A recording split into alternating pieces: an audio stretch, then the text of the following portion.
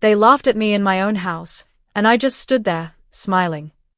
I can still hear their laughter echoing in my head, the sound of people I once called family.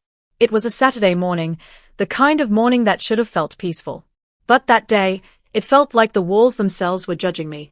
Victoria, my mother-in-law, looked at me from across the table and said, "Emily, maybe you should learn how people like us dress before you sit here." The others chuckled. Even Ryan, my husband, didn't say a word. I wanted to disappear right then. My hands were shaking, but I pretended not to care. That's what I did best, hide the cracks, swallow the pain, and act like their words didn't sting. But inside, something broke that morning. It wasn't just about a dress. It was about respect, something they thought I didn't deserve. They saw a simple woman. They didn't see the truth I was hiding. And when they finally did, they wished they'd never mocked me at all. When I first married Ryan, everyone said I was lucky. He's from a good family, Emily, my mother had whispered proudly. Just stay humble, keep peace, and they'll love you. I believed her. I walked into that mansion with my heart full of hope, thinking love and respect would naturally follow if I gave enough of myself. At first, everything looked perfect. The Collins family had that picture-perfect charm. Holiday dinners, weekend brunches, big smiles for photos that ended up framed in the hallway. Victoria, my mother-in-law, hosted every gathering like a royal event, making sure the candles matched the curtains and the conversation matched her ego. She'd call me Sweet Emily, but her smile never reached her eyes. Charles, my father-in-law, was quieter, always reading the newspaper, nodding along with whatever Victoria said. He wasn't cruel, just absent. The kind of man who believed silence was peace, even when his silence hurt. Then there was Lena, my sister-in-law. 25, beautiful, confident, and spoiled beyond reason. She'd hug me in front of guests but roll her eyes the second they turned away. "Emily, you're cute when you try too hard," she once joked when I brought homemade pie to dinner. Everyone laughed. Even Ryan. I did too, though my chest tightened so hard it almost hurt to breathe. Ryan wasn't a bad man. He was just too comfortable in his family's world. He didn't see the little ways they dismissed me. The small looks, the whispers when I walked by, the way Victoria corrected everything I said in front of others. "Emily, dear, that's not how we say it." Or "You don't have to worry about these things, honey. You wouldn't understand." I started spending more time in the kitchen with the housekeeper than in the living room with the family. I'd bring out the food, set the table, and fade into the background while they discussed business and vacations. On the surface, everything looked harmonious. But behind every polite smile, I felt the sting of being the outsider. Uncle David was the only one who treated me like a human being. He'd quietly pull out a chair for me and ask about my parents, my life before Ryan. "Don't let them change your heart, Emily," he'd say softly. I used to smile back, pretending I understood what he meant. But the more I tried to belong, the more invisible I became. Every compliment I gave Lena was brushed aside, every effort I made went unnoticed. My opinions were dismissed before I finished speaking. And yet, I kept telling myself, maybe next time they'll see me differently. That illusion shattered one evening during a family gathering. Lena raised a toast to the Collins class and legacy, then turned to me with a smirk. "And to our Emily, who's still learning how to fit in." Everyone laughed again. My hands trembled as I forced a smile, but inside, I knew something was deeply wrong. Because love doesn't humiliate you. Respect doesn't come with conditions. And that night, as I cleared their glasses in silence, I realized I wasn't part of this family. I was their entertainment. And soon, that would change forever. It started with something small.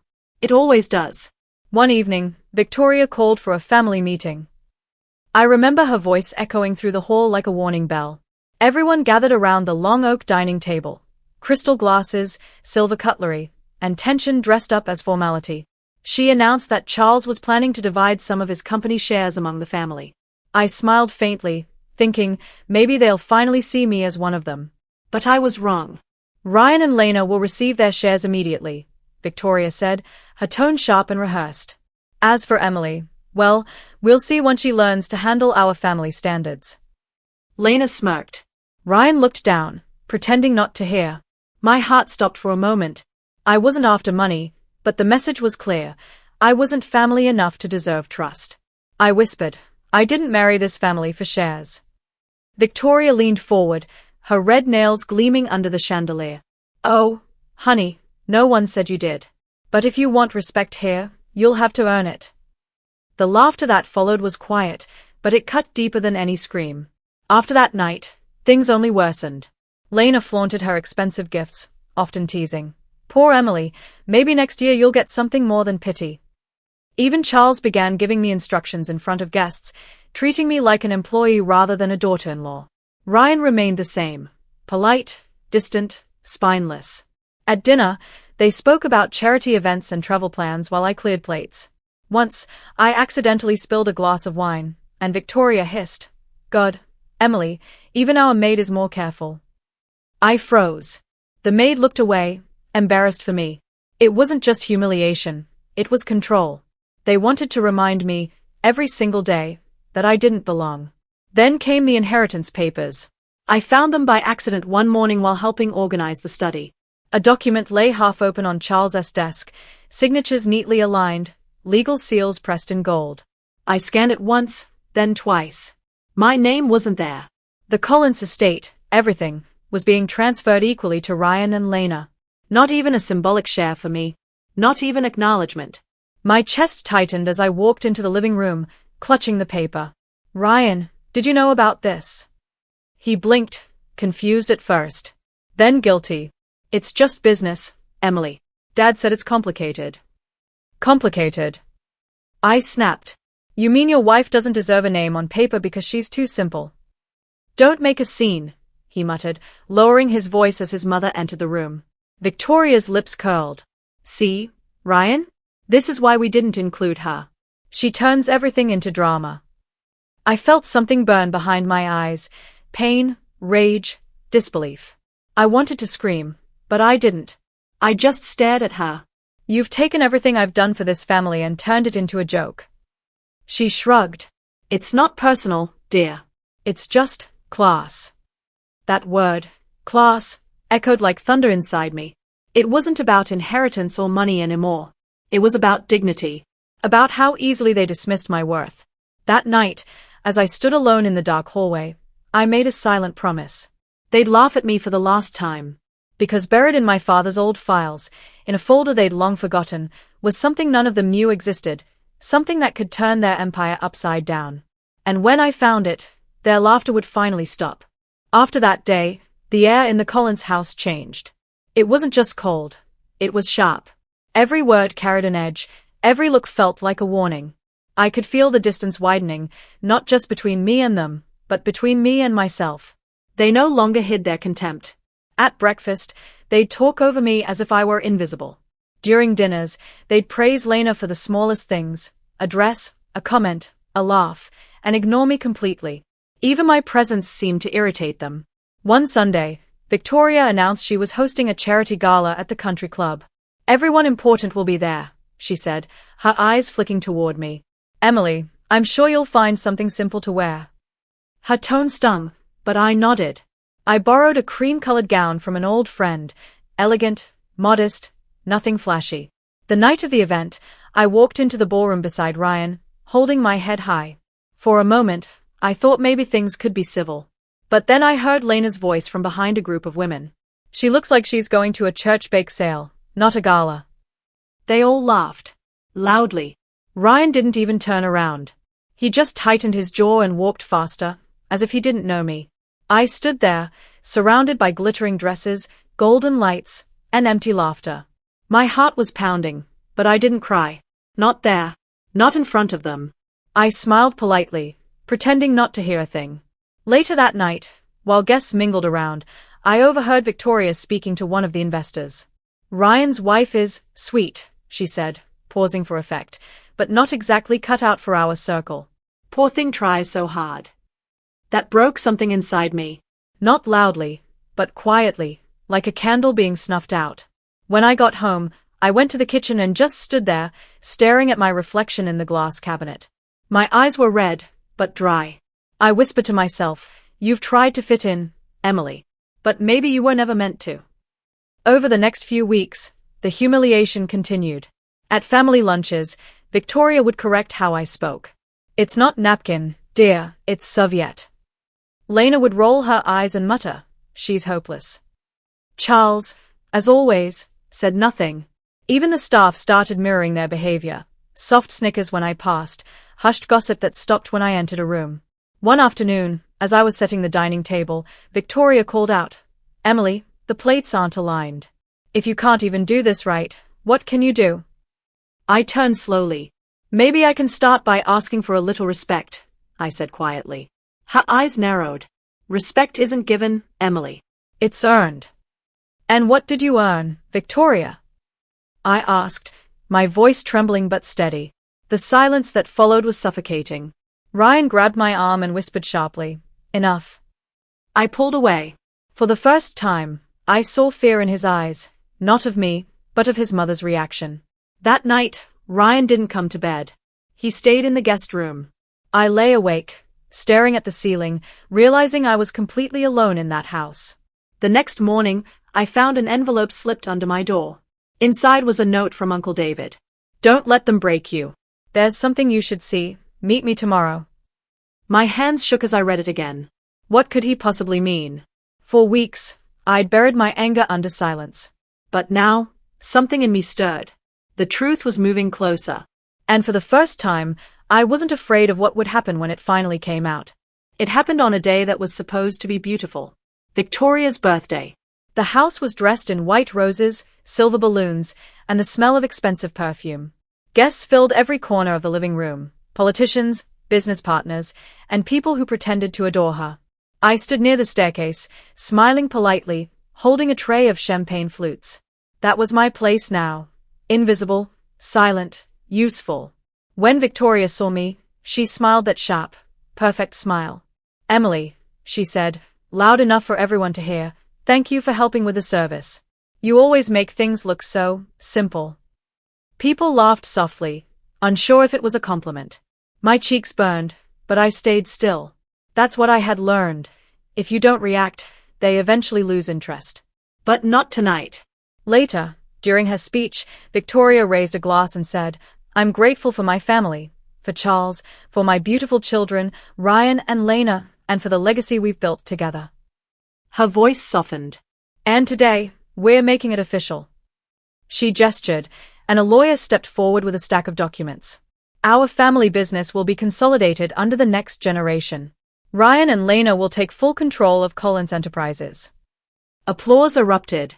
Cameras flashed. I blinked in disbelief. Full control? Ryan avoided my gaze. I stepped forward. "Victoria, what do you mean full control? Ryan never told me." She cut me off, her tone dripping with condescension. "Oh, Emily, dear. These are company matters. You wouldn't understand." My throat tightened. I'm his wife. I deserve to know what's being signed away. The crowd went silent. Ryan muttered, "Not here, Emily." "No," I said, louder this time. "Here. Right here. Tell everyone what you've done." Victoria chuckled, sipping her wine. "Don't embarrass yourself, darling. You're not part of this deal. You're not business material." Her words hung in the air, echoing like a slap. People were staring, some shocked, others entertained. My hands shook, the tray trembling until the glasses shattered on the floor. The sound snapped through the room like lightning. For a second, everything froze. Then whispers began. Someone laughed quietly. I ran. Out of the living room, through the hallway, past the servants who pretended not to see me. My chest hurt so badly I could barely breathe. I reached my room, locked the door, and collapsed to the floor. I wanted to scream, but no sound came out. Only silence, and the hollow ache of betrayal. That night, I sat on the floor with tears streaming down my face. I thought about all the times I'd tried to belong. All the dinners, the polite smiles, the way I bit my tongue every time they insulted me. For what? To be treated like this? Ryan knocked softly on the door hours later. "Emily, please. Don't make this harder." I laughed bitterly through tears. "Harder?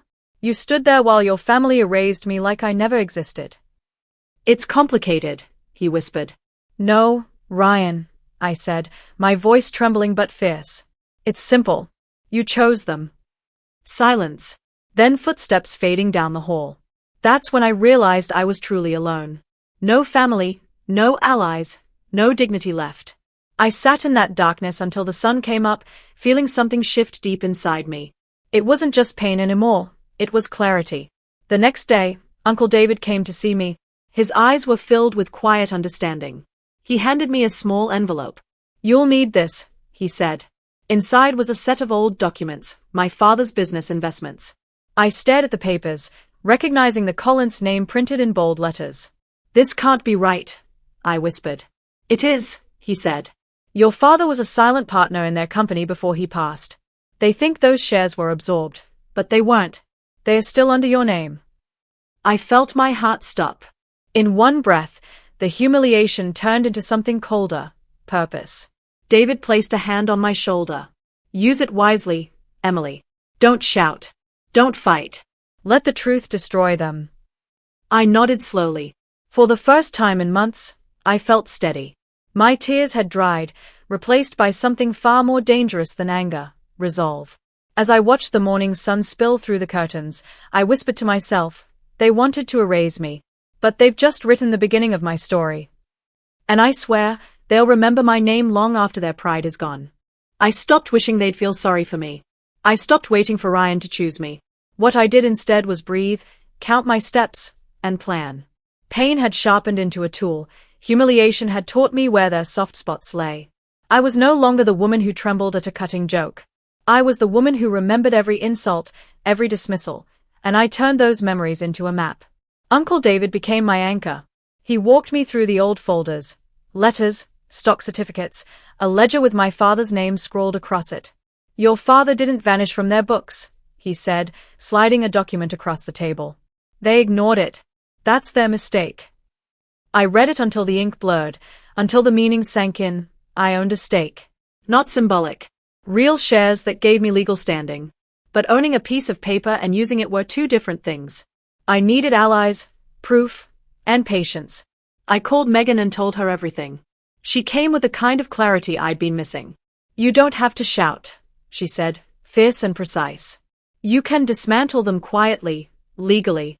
Hit where it hurts, their power, their reputation, their money." Her voice steadied me. "Show them the truth. Let them feel what they made me feel." I hired a lawyer Uncle David recommended, hard-eyed, practical, used to corporate wolves. We built a case in layers, confirmed share ownership, audit the corporate transfers, document every exclusion and fraudulent absorption of assets. We drafted notices that would freeze votes, call emergency shareholder meetings, and, if necessary, seek injunctions. I learned the language of balance sheets, the weight of signatures, how a simple clause could topple an empire. It wasn't glamorous. It was precise, cold, and effective. At night I practiced my face in the mirror, the calm expression I would use when the cameras were rolling or when Victoria tried to cut me down again. I rehearsed what I would say, not to sound vengeful, but to sound inevitable. "You built a house on other people's silence," I practiced under my breath. "Silence ends when the truth is read aloud." But my plan wasn't only legal.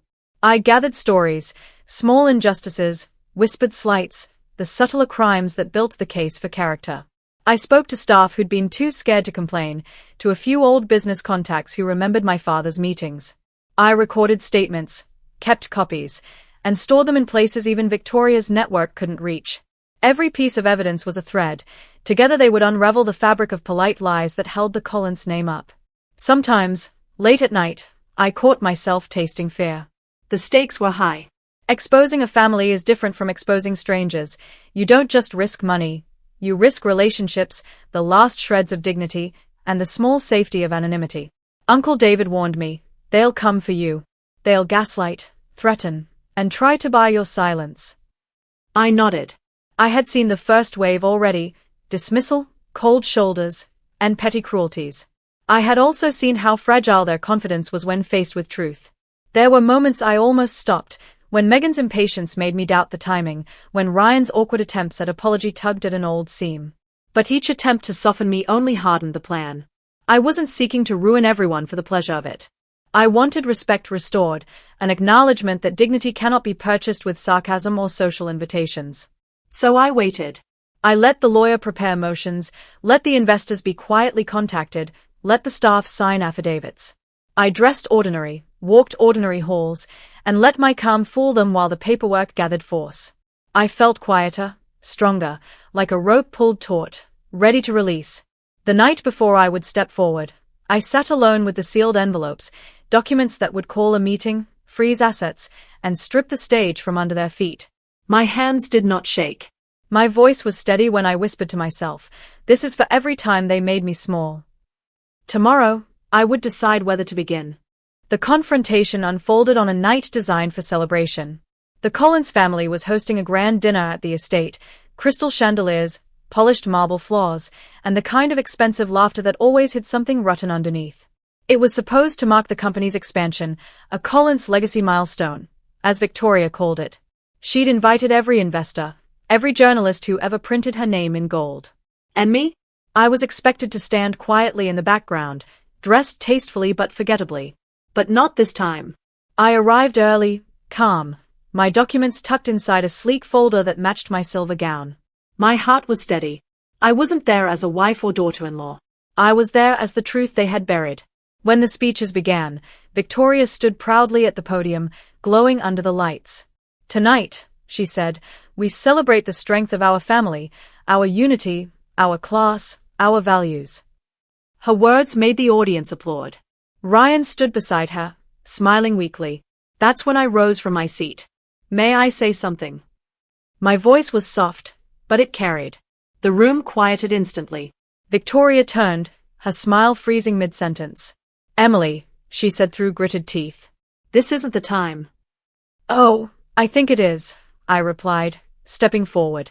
"Because you've built this empire on lies, and it's time someone told the truth." Gasps rippled across the hall.